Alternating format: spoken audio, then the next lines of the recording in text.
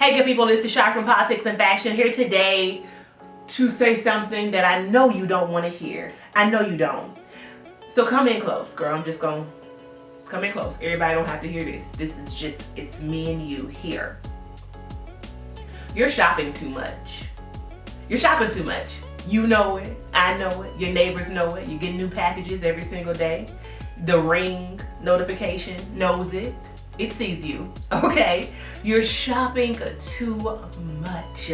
And I am saying this as someone who used to be a self-diagnosed shopaholic, girl. I'm talking about the mall was my happy place. I've shared with you all plenty of times about how in my early to late 20s and my early 30s, all I knew how to do to bring me joy was to shop, girl. I could be as broke as a dog, talking about 2 pennies to barely rub together. And if I could make $1 out of 15 cents, where I was going to pay less, was pay less. I was going to get me a pair of shoes. Didn't need them, I just knew that I needed to buy something, okay?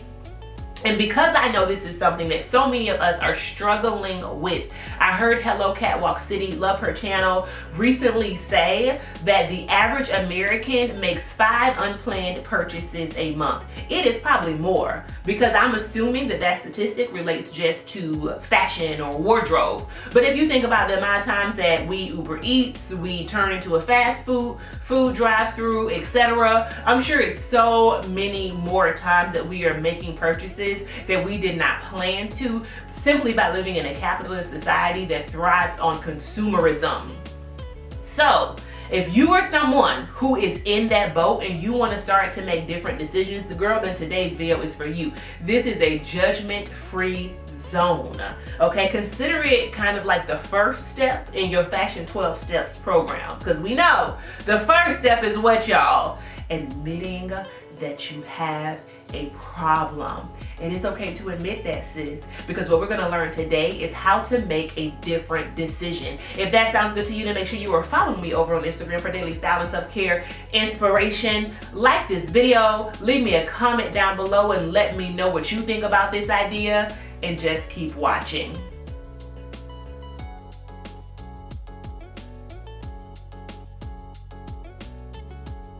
Now, before I get started, y'all, let me just say that much of what I'm going to share with you today is going to be rooted in the principles that I share with you in my newest ebook, How to Declutter Your Wardrobe and Curate a Style That You Love. In that ebook, I go through how you identify your personal style, how you shop for high quality, well-made pieces, how to determine what might be missing from your wardrobe and where to fill in the holes. It really is a guidebook if you were trying to either revamp your style, create your style, or determine how to shop less, okay? That is the category of folks that I'm speaking to. Very easy to read. I'll make sure that it is linked down below if you find yourself yearning for more advice after today's video. But without further ado, y'all, let's get into the very first tip, and that is to focus on quality over quantity. Now, I'm sure that is pretty obvious to most people, especially if you have spent any time around these parts. I preach this all the time around the need to shop with intention. And for me, it really starts with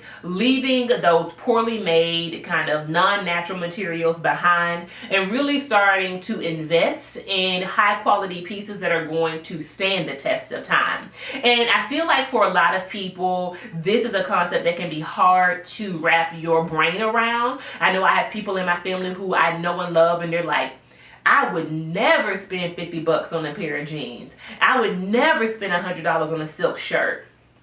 But then, because I know them and I love them, what I notice is that they have spent 3 times that amount by consuming fast fashion pieces, by consuming polyester pieces, by consuming pieces with zippers that are not working and threads hanging out and buttons that pop off the second time you wear it. Do you see what I'm saying? So it may seem like you are spending less, but in the long term, sis, I promise you are spending more. And this is incredibly true for those foundations in our wardrobe. I'm talking about your black blazer, your white button down, your black pants, your favorite jeans. All of those things are such staples and workhorses, and so you are going to get your cost per wear if you invest a little bit more very, very quickly, y'all, because you're wearing them every week, maybe multiple times a week, maybe even every day, depending on what the item or what the piece is, okay? Having less can actually help to enhance your wardrobe and your style, because you are focused on really curating a closet that is based upon pieces that you love. So from that perspective, we should actually want less, because when we have less, it can help us to be more stylish. You miss your chance to shout. Let me say that again. When we have less, it can help us to be more stylish, because there are trends in our wardrobes. There are, predominance of fast fashion in our wardrobes. There are pieces that we would never wear again because we wore them our freshman year of college, and now we married, we got 2 kids, and you're not wearing a sequenced mini skirt anymore with the buttons falling off. You're not doing it. And we'll get to decluttering in just a minute, right? You went to Forever 21, you went to Rue 21, you went to Boo 20, whatever the fast fashion retailer is. When you were 19, you bought that thing. That thing is not going to last you for the next 10 years. But you know what will? A cotton piece that is well made. A silk piece that is well made. If you can't afford those two, then maybe we can do a blend of naturally derived fabrics. If you are able to go up a little bit more to a higher price point, a great cashmere sweater like I'm wearing today, a great wool coat. These are pieces that are going to last and that are worth your investment. By spending more in the immediate future, we save more in the long run. And that is my first tip to curb unnecessary spending. Now, as I indicated, the second tip is around decluttering. Declutter, declutter, declutter. I am a broken record on this topic. I know sis, but y'all ain't listening. So I have to say it again. I have to remind you, this is your 2022 reminder to get rid of the apple bottom jeans and the boots with the fur. I've said it before in my shopping mistakes video, and I will say it until the cows come home, because some of you all are not listening. You promised me that you were going to go into your daughter's bedroom and you were going to take those bins out of the closet that you have been storing in that baby's closet of all those old clothes. You told me you were going to go in there and you were going to go through those clothes, and I know you haven't done it. I know you haven't, okay? This is your reminder to do so. Again, no judgment, sis, but we're choosing something different. And that different thing is to actually know what is in your wardrobe. Know what is in your closet. Because we live in this world of mass consumption where we have these very cheaply made and low-cost goods at a finger's touch every single place we look. It's a strip mall. It's an online retailer. It is a big box store, etc. We have access to so much stuff post-industrial America. And so unless you are actively choosing quality over quantity or decluttering, odds are you're going to have things in your closet that you need to get rid of that no longer spark joy. This is a process that I do multiple times a year. It helps me to really edit down my focus in my wardrobe and to really get clear on what my style is and how I define it today. If you have the acknowledgement and the awareness of what you have in your wardrobe, you're going to spend less time shopping, because you're going to be mindful of what you need, what you want, and what holes you're trying to fill, right? It's like, well, I don't really need that pair of ... shoes, pants, whatever. I don't really need that new coat because of blah, blah, blah, blah, because I already have that in my closet. Or the vice versa. I do need that thing because I'm missing it in my closet. But when you are still popping tags from things that you bought 2 years ago, sis, when you are pulling things out and you're saying to yourself, I forgot I had that. That makes me believe that what you need to do is to declutter in order to spend less. It's all about knowing what you have and what you need. And tip number 3, what has helped me with this process of knowing what I have, knowing what I need, decluttering and such, has been to focus on creating a capsule wardrobe, y'all. Ray hates to hear me say that, because I probably spent about 2 years after I learned about a capsule wardrobe from Anna of the Anna Edit.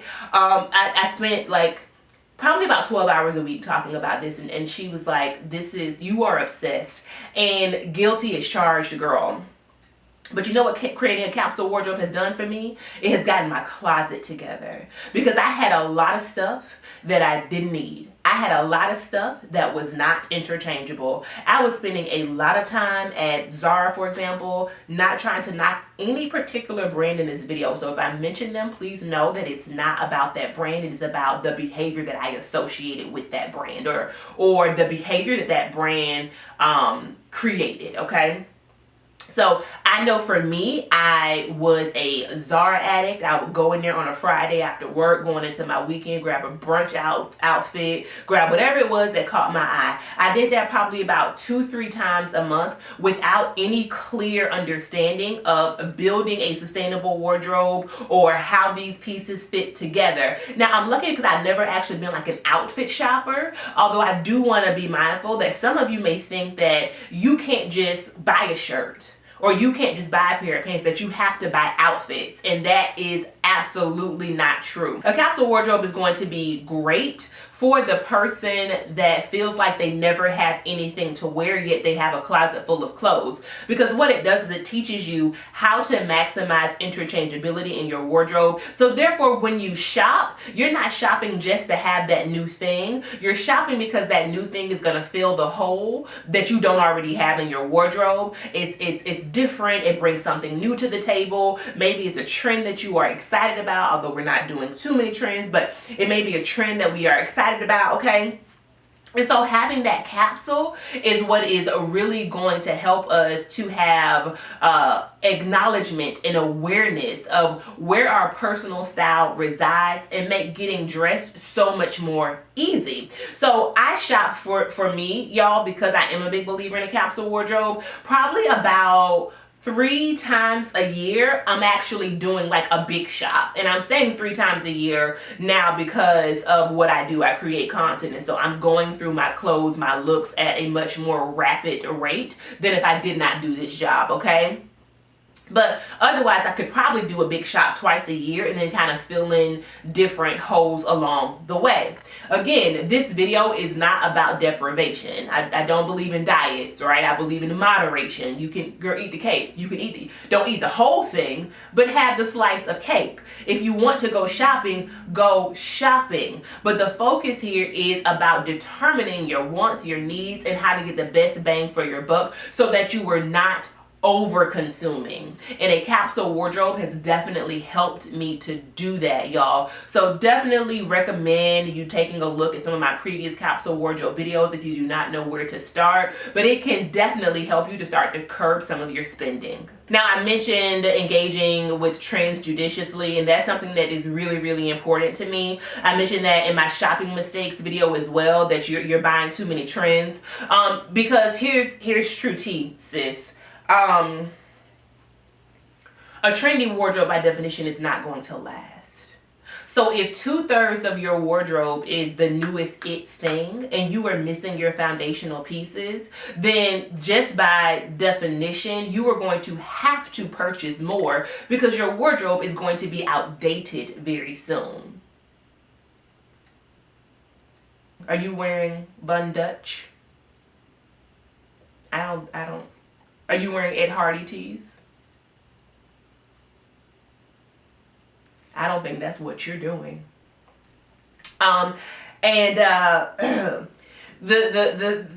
thing about trends in a fast fashion world, a world dominated by fast fashion, is that is what we are seeing so often until we come to associate trends with being fashionable.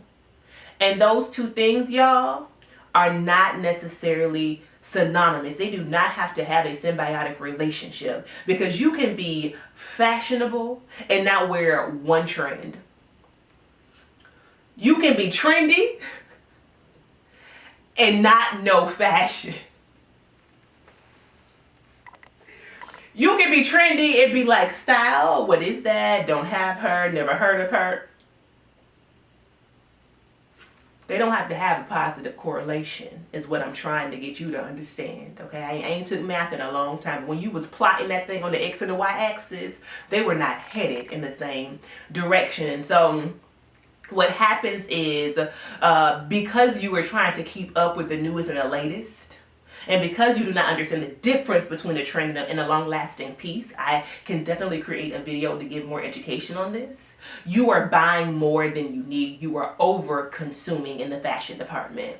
Now, my next tip is purely financial. I don't go down this hole too much because I am not a financial educator, but it goes without saying that if we're trying to spend less, we have to, of course, know where our money is going. And I realized this actually recently, the benefit of not just creating y'all a monthly budget, but to create a quarterly and a yearly budget. Here's the thing. If you are someone who is really into fashion, if you love treating yourself with new pieces, if you are also into luxury fashion, you have to be mindful of how you are spending your money up against other categories of wants in your life, okay? Everyone who's watching this likely has a disposable income, whether that's $5 or $5,000 a month, okay? Money that is unaccounted for that you want to spend in a way that makes you feel good, that is part of your passion or your hobbies, for example.